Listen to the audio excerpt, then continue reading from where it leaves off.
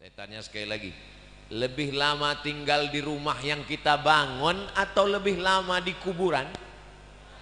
Lebih lama di kuburan. Jadi kalau ditanya orang, ngapain maulid lagi, maulid lagi, maulid lagi? Ini kan bukan Rabiul Awal lagi. Ini sudah Jumadil Akhir, Rajab, Sa'ban. Kenapa kalau pertemuan Anda baca maulid?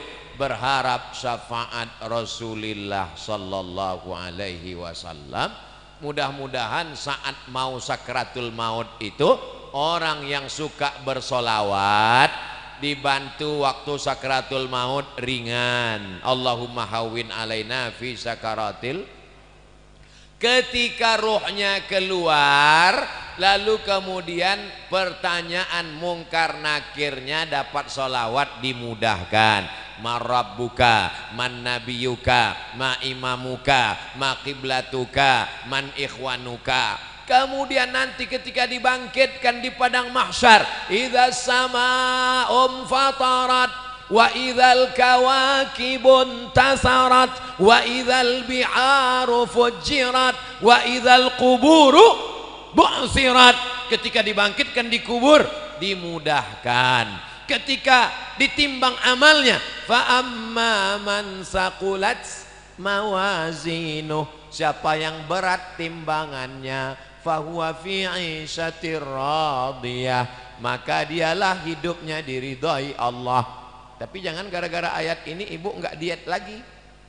Kenapa? Kan yang berat timbangannya hidupnya diridhai Allah Pak Ustadz. Timbangan amal maksudnya, bukan timbangan badan. Orang yang bersolawat maka dimudahkan nanti ketika hisab. Wal afwa indal hisab. Orang yang banyak bersolawat dimudahkan ketika meniti titian ihdinas siratal mustaqim. Orang yang banyak bersolawat maka dia paling dekat nanti di surga Jannatul Firdaus. Aqrabu majlisan, dekat majlisnya. Jadi kalau ditanya kenapa maulid, maulid, maulid? Majlis maulid itu sesungguhnya adalah majlis sodakoh. Mentang-mentang tadi keluar uang masuk kotak, betul sodakoh, tapi utamanya adalah majlis solawat. Salatullah salamullah ala taha rasulillah. Salatullah salamullah ala yasin habibillah. Tawassalna bi bismillah wa bil hadi rasulillah wa kulli mujahidin lillah bi ahlil badri ya Allah. Diiringi oleh anak-anak muda hadrah. Apa nama hadrahnya Ustaz? Akhlakul Mustafa, akhlaknya Rasulullah. Sudah acara maulid keliling, ngajinya dengan habaib dan ulama, tapi acara nikahnya masih pakai keyboard tunggal, artisnya pakai rok pendek. Pulangnya tak perlu lagi diceritakan, sakit hati ibu nanti. Maka undanglah saat walimah anak nikah pakai hadrah, saat akikah pakai hadrah, saat sunatan pakai hadrah. Setuju? Saya berapa kali nggak datang acara walimah. Ustadz Somad ini katanya kalau diundang wajib datang. Seringkali dia ceramah, idza da'aka fa'ajibhu, kalau diundang datang. Ustadz sudah kami undang, undangannya diantar ke rumah, yang lain pakai WA. Ustadz dikirim undangannya langsung datang ke rumah. Kenapa Ustadz nggak datang? Aku datang. Kok nggak ketemu kemarin? Aku nggak masuk ke dalam. Kenapa nggak masuk? Waktu aku mau masuk kalian sambut dengan lagu Jatuh Bangun Aku Mengejarmu. Ngapain saya masuk? Daripada jatuh bangun mendingan pulang. Kita mau masuk, dia sambut dengan lagu Cinta Satu Malam. Itu kan kumpul kebo. Mohon maaf ada anak-anak.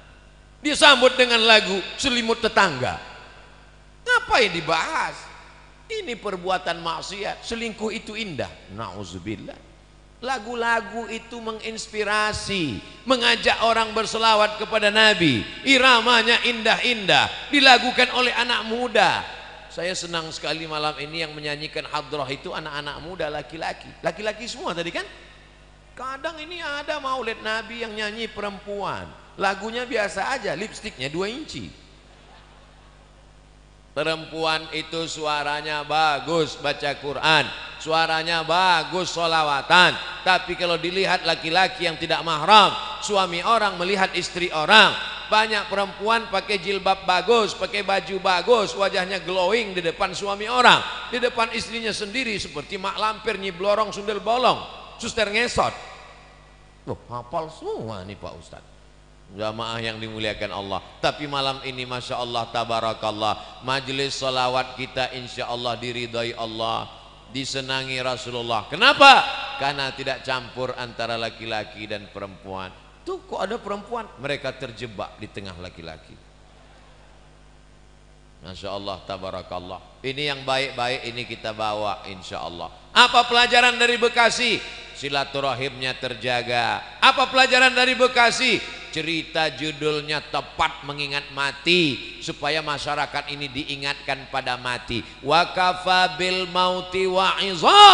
Ada nasihat yang tidak bersuara, ada nasihat yang bukan khutbah, bukan ceramah, bukan tausiah, bukan tazkirah.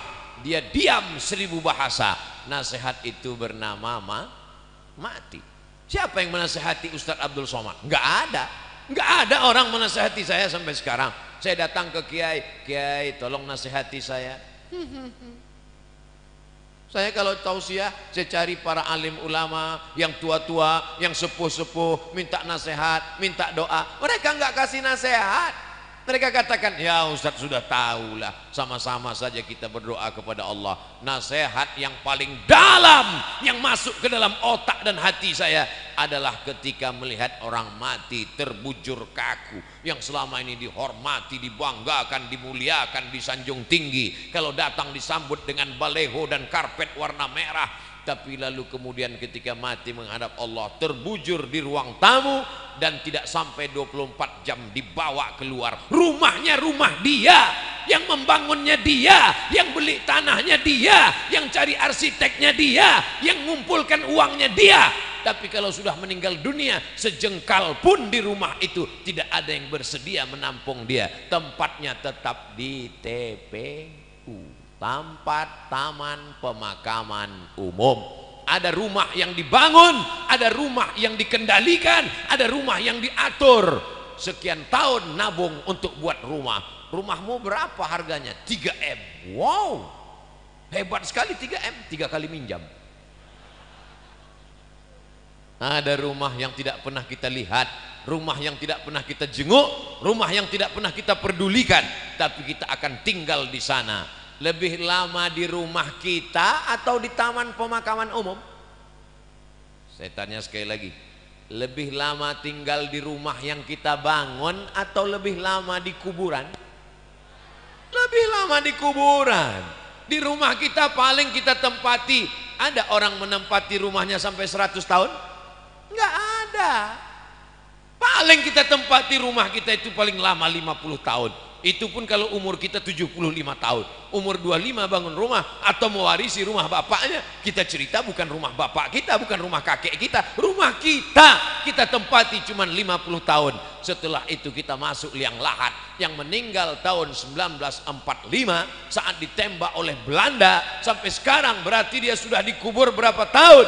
Maka sampai masanya nanti hari kiamat, ada yang di liang lahat sampai 100 tahun, ada yang sampai 1000 tahun lamanya. Apa yang sudah kau persiapkan? Amal jariah. Yatsba'ul mayyita salasun, yang mengiringi mayat sampai ke liang lahat ada 3. Ahluhu, istrinya ikut mengiring, anaknya datang, jamaah semua datang, tapi cuman sampai ke pintu liang lahat. Setelah itu mereka masukkan ke dalam. Setelah itu mereka kemudian naik ke atas, mereka ambil pacul, cangkol dan skop, mereka katakan mari kita timbun, kita injak biar padat. Setelah itu ditancapkan kayu nisan. Setelah itu mereka pun berdoa. Setelah itu mereka pun pulang ke rumah. Anaknya nangis pada hari yang pertama. Hari kedua dia mulai tersenyum. Kirim rek spasi lucu, kirim ke 9090. Kiki. Tapi kalau anakmu soleh, dia akan bangun di tengah malam. Rabbi firli wali walidayya warhamhuma kama rabbayani shaghira. Gimana anak ibu? Ingat dengan suami ibu, ingat dengan ayahnya. Alhamdulillah Pak Ustaz. Malam-malam saya bangun jam 2, saya dengar di samping kamar ada baca Yasin. Yasin wal Qur'anil Hakim innaka laminal mursalin ala siratim mustaqim tanzilal azizir rahim. Lalu saya pun bangun Pak Ustadz, senangnya hati saya, anak saya baca Quran untuk ayahnya. Begitu saya buka pintu kamar, ternyata TV belum mati Pak Ustadz. Mudah-mudahan anak kita termasuk yang tetap kirim Yasin untuk kita tiap malam. Kita pesankan ke mereka supaya tahajud, berzikir, berdoa. Ya Allah, sampaikanlah pahala tahlilku. La ilaha illallah tahlil, subhanallah tasbih, tahmid, alhamdulillah, takbir, Allahu akbar, salawat. Lalu kemudian dia bawa anak istrinya baca Quran. Wa idza khatimul Qur'ana, kalau dikhatamkan mereka Quran 30 juz, fahuwa hasanun, sepaling bagusnya sekhatam Al-Quran 30 juz. Kalau tidak sanggup khatam Quran, likulli syai'in qalbun, segala sesuatu punya hati. Wa qalbul Quran, hatinya Al-Quran adalah Yasin. Dan kalau tidak sanggup baca Yasin, Ummul Quran Al-Fatihah, level paling tinggi sekhatam. Tak sanggup sekhatam Yasin, tak sanggup Yasin, Ummul Quran. Itulah tadi yang Pak Bupati mengajak kita, mari kita bacakan suratul Fatihah. Fatihah pun tidak mau. Innalillahi wa inna ilaihi raji'un. Apa yang kau balaskan untuk ayahmu? Berapa kali dia tidak jadi ganti baju hari raya demi uang sekolahmu? Sekolahmu memang online, tapi bayarannya offline. Berapa kali ibumu tidak jadi hari raya buat kue demi untuk sekolahmu, demi untuk air susumu, demi untuk makan minummu. Meregang nyawa dia melahirkan. Andai kau gendong dia dari Bekasi ke kota Makkah, tawaf 7 putaran, sa'i Safa dan Marwah, wukuf di padang Arafah, melontar jumrah, belum tentu dapat menebus sekali teriakannya saat melahirkanmu. Betul ibu? Ternyata ibu tidak ada yang teriak waktu melahirkan. Kenapa? Dia pingsan di operasi. Lahir. Ustadz, walaupun operasi sesar itu sakit loh Ustadz. Ustadz kan nggak pernah merasakannya, karena rasaku bukan rasamu Ustadz. Kita tidak pernah tahu bagaimana perasaan mereka perempuan. Ketika hormonnya berlebih di awal kehamilan, dia muntah-muntah. Respon hidungnya sangat tajam. Suami yang dulu kata dia buah hati belayan jiwa, cintaku setengah napasku pergi, baunya minta ampun. Lalu kemudian yang awalnya rahim itu kecil, lalu mulai membesar, sebulan, 2 bulan, 3 bulan, akhirnya ususnya menjadi kecil, makannya susah, nafasnya terhalang, lalu kemudian tulang belakangnya mulai melengkung. Lalu ketika melahirkan anak seperti patah-patah tulang rusuknya. Itulah ayat yang disebut dalam Al-Quran, wahnan ala wahnin, lemah di atas lemah. Tak ada yang bisa membalas kelemahan-kelemahan itu, dan tidak ada yang sanggup membahasnya. Kalau saya bahas bagaimana lemahnya perempuan saat mengandung, perempuan itu mengandung lemah di atas lemah. Kata ibu-ibu, alah Ustadz kayak pernah aja. Maka kita balaskan. Yang ibunya masih hidup, mudah-mudahan masih sempat berbakti kepada orang tua. Yang ibu bapaknya sudah meninggal dunia, nasihat kematian, ziarah. Jangan nunggu mau Ramadan, jangan nunggu mau Idul Fitri, besok hari libur bawa anaknya ziarah. Ini sekarang banyak orang ziarah, bapaknya baju hitam, istrinya baju hitam, anaknya baju hitam, hitam-hitam semua, sampai di tempat pemakaman langsung foto. Habis itu update status, man in black. Apa ini? Ini bukan ajaran Islam. Ajaran Islam adalah saat di tempat pemakaman baca doa, assalamualaikum ya alad diyar minal mu'minin wa inna insyaallahu bikum lahiqun yarhamullahul mustaqdimina wal mustakhirin nas'alullaha lana wa lakumul afiyah. Oh, bacaannya panjang Pak Ustadz. Ya, tapi kami bacaannya pendek. Apa bacaannya? Assalamualaikum ya ahlal kubur. Itu namanya doa minimalis. Apalah salahnya cetakkan doa ziarah kubur? Tanya nanti panitia berapa ongkosnya buat baliho besar seperti ini, buat doa ziarah kubur, tempel besar-besar di dekat pemakaman TPU. Assalamualaikum ya ala diyar minal mu'minin wa inna insyaallah bikum lahiqun yarhamullahal mustaqdimin wal mustakhirin nas'alullah lana walakumul afiyah. Coblos nomor boleh. Daripada baleho yang nggak jelas ujung arahnya, nyangkut ke pokok kayu, diambil Satpol PP, dibakar, mendingan di samping kuburan, mengingatkan orang. Andai pun dia tidak lapuk, maka mengalir sampai hari kiamat. Inilah dia amal-amal kita. Apa saja amal kita yang akan mengalir?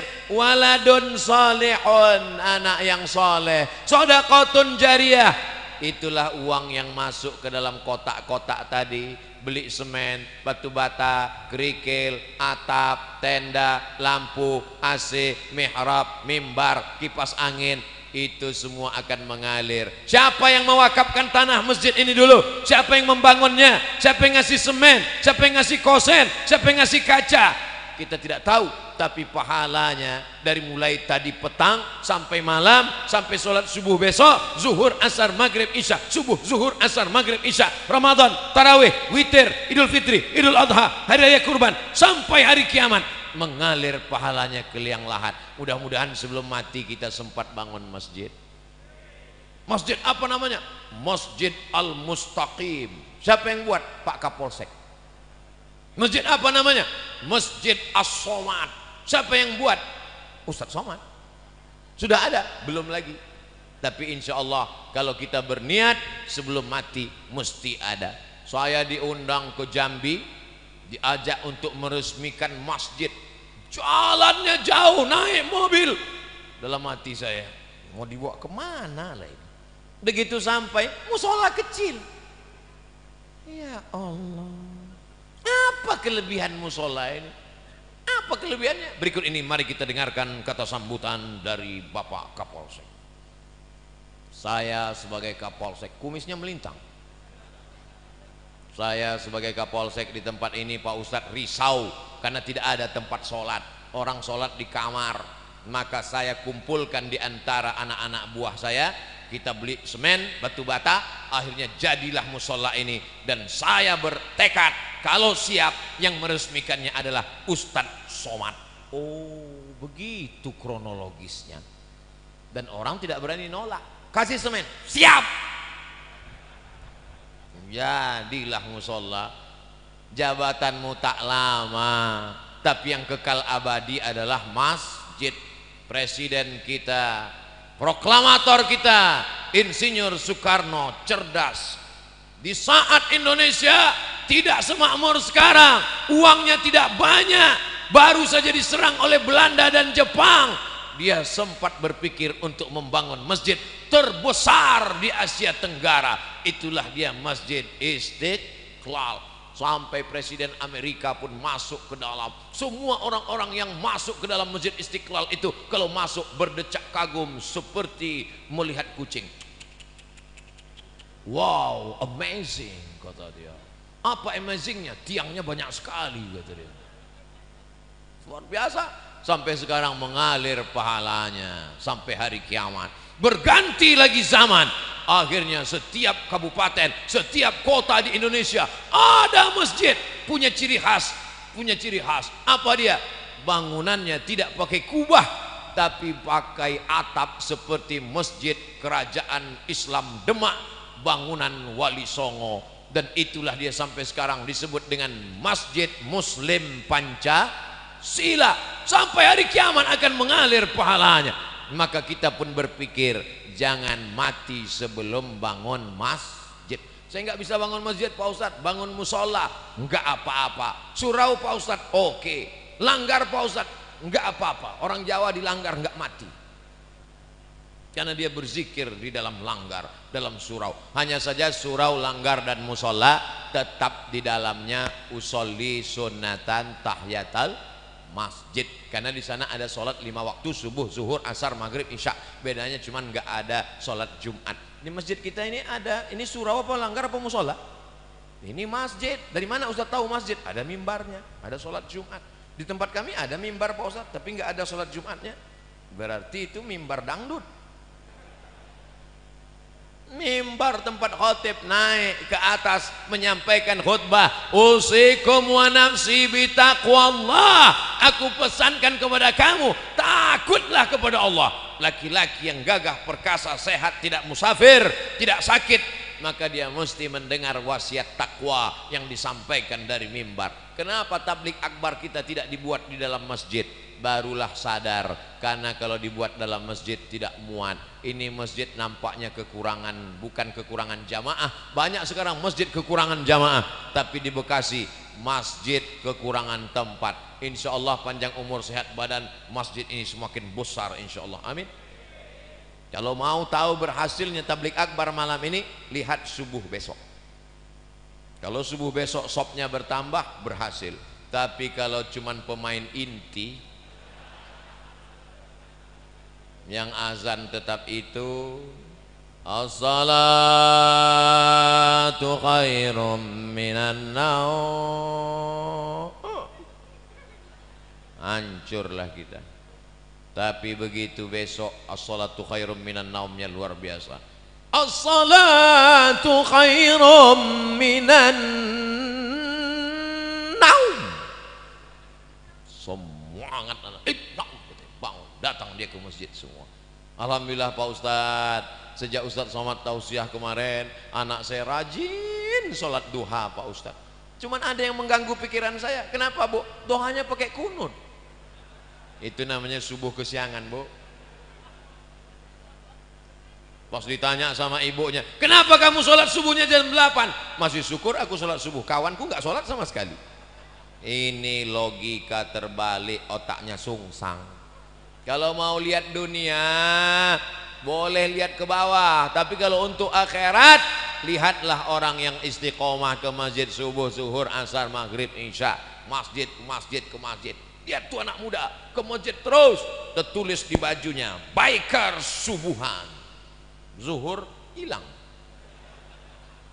sedangkan subuh yang berat lawan ngantuk aja dia datang, sedangkan subuh yang matanya lelap tidur pulas mengigau tetap dia lawan datang ke masjid. Apalagi zuhur asar yang melek. Sedangkan zuhur subuh saja siap dia jadi imam, padahal suaranya jelas, bismillahirrahmanirrahim, alhamdulillahi rabbil alamin. Apalagi kalau cuman nggak bersuara, Allahu Akbar.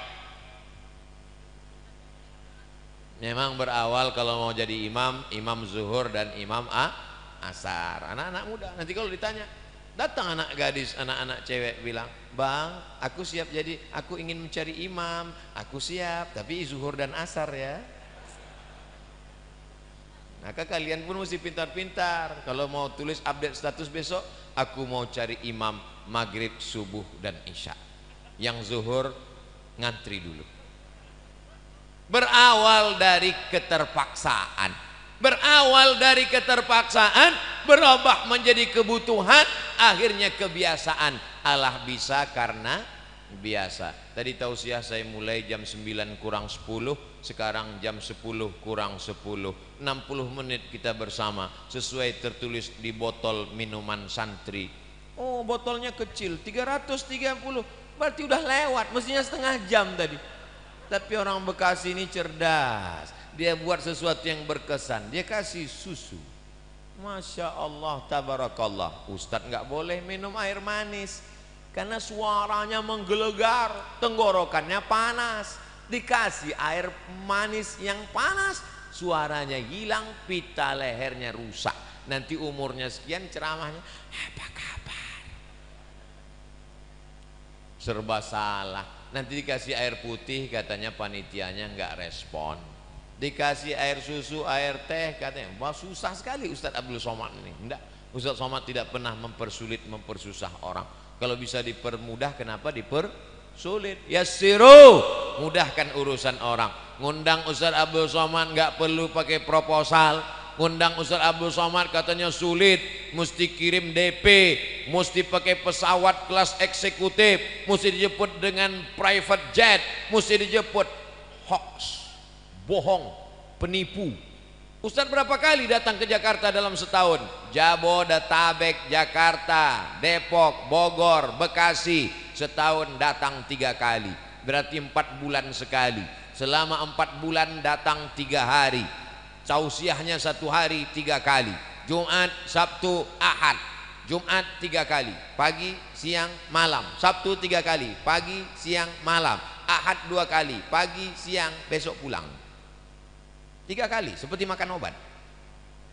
Bapak Ibu yang dimuliakan Allah Subhanahu wa taala, kebersamaan kita malam ini di halaman masjid mudah-mudahan membawa kita istiqomah, anak-anak kita menjadi anak para penghafal Quran. Apa yang disampaikan Ustaz Abdul Somad waktu di Bekasi, silaturahim. Yang kedua, ingat mati. Yang ketiga, bagaimana menyelesaikan masalah di negeri kita ini. Ingat ketika negara Palestina dijajah, ketika itu seorang ulama besar bernama Imam Abu Hamid Al-Ghazali meninggal tahun 1111. Mudah ngingatnya, 1111. Banyak orang mengkritik Imam Ghazali, kenapa dia tidak ikut berperang melawan tentara yang menjajah Palestina. Imam Al-Ghazali menulis kitab Ihya Ulumuddin. Palestina dibebaskan oleh Salahuddin Al-Ayyubi.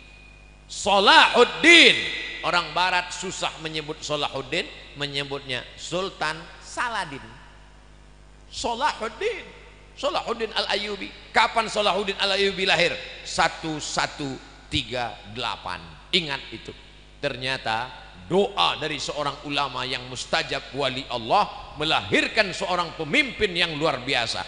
Urus saja salatmu, urus zikirmu, urus makanan halalmu, anak-anakmu ini akan menjadikan negeri ini baldatun thayyibatun wa rabbun ghafur. Kalau engkau sibuk komen dengan medsos, kau akan kalah dengan buzzer, karena mereka punya akun banyak luar biasa. Jadi kami nanti kalau Ustadz Somad dicaci maki gimana? Kalau kau sanggup balas, berikan klarifikasi. Kalau kau tak sanggup balas, doakan kepada Allah, Allahumma hdi qaumi fa innahum la ya'lamun. Tapi kami nggak tahan Pak Ustadz, emosi kami Pak Ustadz. Kalau nggak tahan nggak usah main handphone. Daripada jantung koroner nggak mati, cuman setengah mati. Tapi anak-anak muda yang punya kekuatan, maka diam melihat kebatilan adalah setan akhras, setan bisu. Tapi hati-hati jangan termakan hoax. Kalaupun mau termakan, makanlah sate dan soto. Jangan makan hoax karena tak ada untungnya. In ja'akum fasiqun, kalau datang orang bawa berita macam-macam, fatabayyanu, klarifikasi. Ini zaman luar biasa. Zaman dulu orang katakan jangan baca buku ini, langsung tidak baca buku. Sekarang kalau saya katakan jangan baca buku ini, langsung dia cari di Google, langsung dia download, langsung dia cetak dalam bentuk PDF, langsung dia dapat. Jangan tonton ini, langsung dia tonton. Tontonlah yang bisa jadi tuntunan, tausiah guru-guru kita, para alim ulama kita. Nanti kalau ada yang bertanya apa yang disampaikan Ustadz Somad, ada 3: silaturahim, ingat mati, dan didik generasi masa depan supaya Indonesia tetap menjadi baldatun thayyibatun wa rabbun. Urus tahajudmu, urus salatmu, urus sedekahmu, urus hidupmu, maka Allah akan mengurus dunia dan akhiratmu. Rabbana atina fid dunya hasanah wa fil akhirati hasanah wa qina adzabannar.